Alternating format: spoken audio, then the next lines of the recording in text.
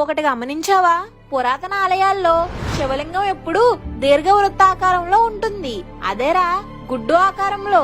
ఎందుకలాగా? సూర్యుడి చుట్టూ తిరిగే గ్రహాలు, నక్షత్ర మండలం, అతి ముఖ్యంగా ఈ విశ్వం యొక్క ఆకారం కూడా దీర్ఘవృత్తాకారంలోనే ఉంటుంది. అందుకే ఈ విశ్వాన్ని మన హిందూ ధర్మం ప్రకారం బ్రహ్మాండం అని అంటారు. అందులోని అండం అంటే గుడ్డాకారం అని. ఈ గుడ్డాకారంలో ఉండే అనంతకోటి విశ్వానికి ప్రతీకే ఈ శివలింగం యొక్క ఆకారం. ఏంటి, శివలింగం షేప్ లో యూనివర్స్ రిఫరెన్స్ ఉందా? ఒక విశ్వం ఆకారమే కాదురా, శివలింగం వెనకాల, శివాలయం వెనకాల న్యూక్లియర్ ఫిజిక్సే ఉంది. శివలింగంలో న్యూక్లియర్ ఫిజిక్సా? అవును, ఇప్పటివి కాదు కానీ బాగా పురాతనమైన ప్రాచీన శివాలయాల్లో ఉన్న శివలింగాలు మనుషులు తయారు చేసినవి కాదు, చల్లబడిన లావారాతితో ఏర్పడినవి.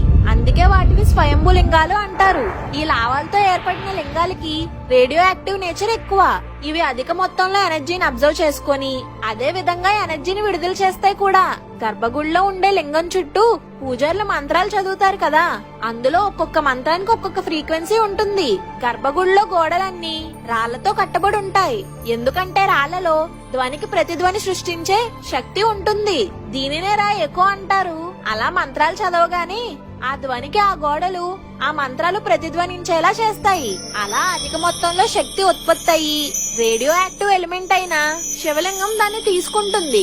అలా తీసుకోవడమే కాకుండా దాన్ని గర్భగుడి బయట వరకు విస్తరించేలా చేస్తుంది. ఆ ఎనర్జీని భక్తులందరూ అందుకునేలాగా లింగానితో గర్భగుడి నిర్మాణం, లింగ ప్రతిష్ఠ, లింగం నుంచి వెలువడే ఎనర్జీని అందుకునేలాగా లింగానికి ఎదురుగా నందీశ్వరుడిని ప్రతిష్ఠించడం మన పూర్వీకుల ఇంజనీరింగ్. అంత హైలీ రేడియో యాక్టివ్ కాబట్టే శివలింగాల్ని న్యూక్లియర్ రియాక్టర్లు అని అంటారు.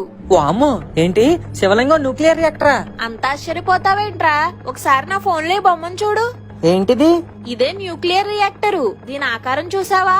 అచ్చుగుద్దినట్టు లింగాకారంలోనే ఉంది. మన దేశ చిత్రపటం చూస్తే గనక మన భారతదేశంలో అధిక న్యూక్లియర్ రేడియేషన్ ఉన్న ప్రాంతాలతో పాటు 12 జ్యోతిర్లింగాలు ఉన్న ప్రాంతాలు కూడా ఈ న్యూక్లియర్ రేడియేషన్ జోన్ లోనే ఉన్నాయి.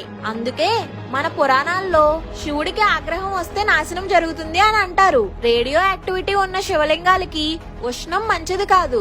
అందుకే లింగాలకి చల్లగా ఉండే బిల్వపత్రం, నీళ్లు మరియు పాలతో అభిషేకం చేస్తారు. అలాగే లింగంపై అభిషేకించే పాలు మరియు నీళ్లు ఆ లింగం నుంచి వచ్చే రేడియో యాక్టివ్ ఎనర్జీని గ్రహించడం వల్ల అభిషేకానికి వాడిని రెండింటిని తాగనివ్వకుండా కాలువలో కలిపేస్తారు. ఇది మన ఆచారాల వెనుకున్న ఫిజిక్స్. శాటిలైట్స్ లేని కాలంలో ఇంత సైన్సా? అదొక్కటే కాదురా, అక్షాంశం మరియు రేఖాంశం. అమ్మా అంటే ఏంటే? అదేరా లాటిట్యూడ్, లాంగిట్యూడ్.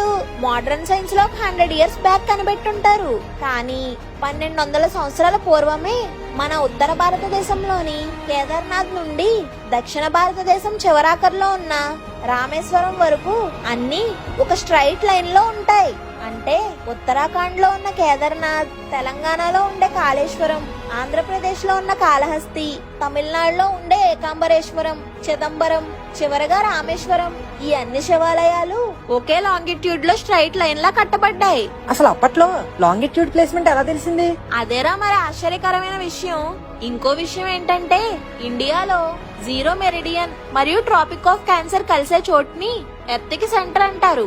3000 సంవత్సరాల పూర్వమే ఈ ఎర్త్ సెంటర్ మీద ఉజ్జయినిని నిర్మించారు. అది మాత్రమే కాదు, ఒక గుడి ఆర్కిటెక్చర్ అనేది పాతకాలంలో చాలా ఫిజిక్స్ ఇన్వాల్వ్ అయ్యి ఉండేది. ఇప్పుడంటే గుళ్ళు ఎక్కడ పడితే అక్కడ కట్టేస్తున్నారు, కానీ పాత రోజుల్లో గుళ్ళు అనేవి మ్యాగ్నెటిక్ ఫీల్డ్ స్ట్రాంగ్ గా ఉన్న ఏరియాస్ లోనే కట్టేవాళ్ళు. ఈ మ్యాగ్నెటిక్ ఫీల్డ్స్ కొండలపైనే ఎక్కువగా స్ట్రాంగ్ గా ఉంటది.